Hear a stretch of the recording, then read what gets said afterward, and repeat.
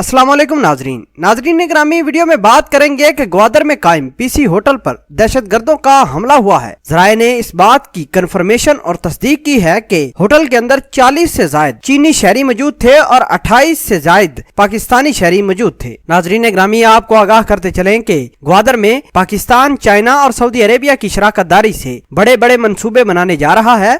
वहाँ मुख्तलिफ किस्म के प्रोजेक्ट्स भी जारी हैं।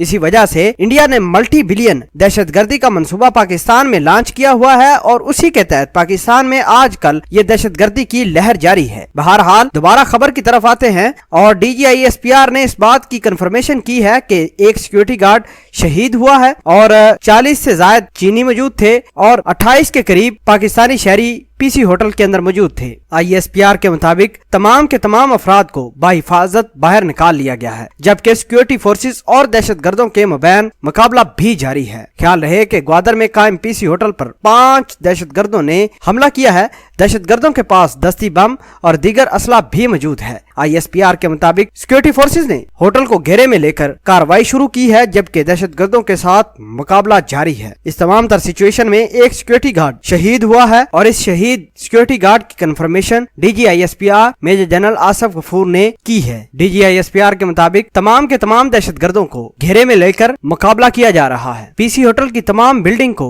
सिक्योरिटी फोर्सेज ने अपने घेरे में लिया है। अंदर मौजूद तमाम के तमाम अफराद को बाहिफाजत निकाल लिया है। नाजरीन ग्रामी, आखिर में हम आपसे गुजारिश करते हैं कि अपनी सिक्योरिटी एजेंसीज के लिए दुआ करें। अल्लाह पाक हमारी ISI पाक फौज को हर मैदान में कामयाब करे और ये मुश्किल वक्त जो पाकिस्तान पर आन पहुंचा है दहशतगर्दी का, अल्लाह पाक इससे भी पाकिस्तान को बचाए। आमीन।